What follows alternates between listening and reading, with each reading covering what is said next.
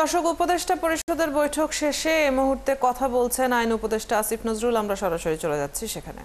আমরা আইনে বলেছি যেই সংস্থায় গ্রেফতার করুক তাদের কনসার্ন অফিসে গ্রেফতারকৃত ব্যক্তি কেন গ্রেফতার করেছে, কোন আইনে গ্রেফতার করেছে, 12 ঘন্টার মধ্যে কার সাথে যোগাযোগ করেছে, সমস্ত তথ্য সেখানে থাকতে হবে।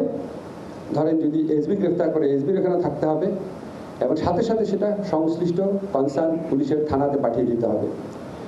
আর আমরা বলেছি নিয়মিতভাবে প্রত্যেক থানায়, জেলা সুপারের কার্যালয়ে, পুলিশ হেডকোয়ার্টারে গ্রেফতারকৃত ব্যক্তিদের তালিকা থাকবে।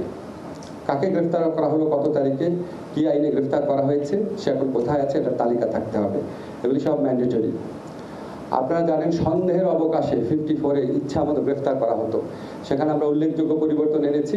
আমরা বলেছি যে আপনি যদি সন্দেহের অভিযোগে গ্রেফতার করেন, আপনাকে পুলিশকে যে গ্রেফতার করবে তাকে নিশ্চিত হতে হবে যে আমি এই লোকটাকে গ্রেফতার করেছি, আমার সামনে অপরাধটা ঘটেছে এবং আমার বিশ্বাস করার কারণ আছে যে উনি অপরাধটা ঘটিয়েছেন, এবং সেটা তাকে লিখিতভাবে এক্সপ্লেইন করতে হবে কেন সে 54-এ গ্রেফতার করলো, এবং এখানে ক্যাটাগরিক্যালি বলতে হবে কেন তার মনে হলো যে এই লোকটাই অপরাধটা করেছে।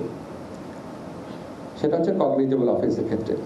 নন কগনিজেবল অফেন্স বা আরেকটু লেসার অপরাধ, 7 বছরের নিচে যে অপরাধ, সেখানে এটা তো করতে হবেই, প্লাস একই সাথে তাকে সন্তুষ্ট হতে হবে যে আমি যদি গ্রেফতার না করি লোকটা পালিয়ে যেতে পারে। এই দুইটা কন্ডিশন ফুলফিল হলে 54-এর আন্ডারে গ্রেফতার করতে পারবে।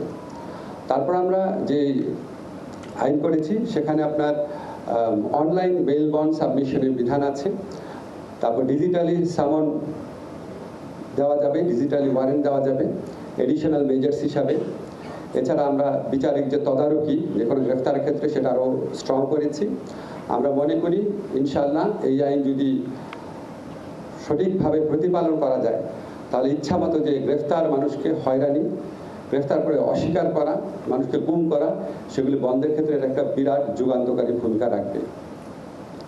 এটুকু আমার বক্তব্য। আইনগত যে পরিবর্তনটা হয়েছে, আমি এখন আমাদের স্থানীয় সরকার আইনের ক্ষেত্রে খুবই উল্লেখযোগ্য একটা পরিবর্তন হয়েছে।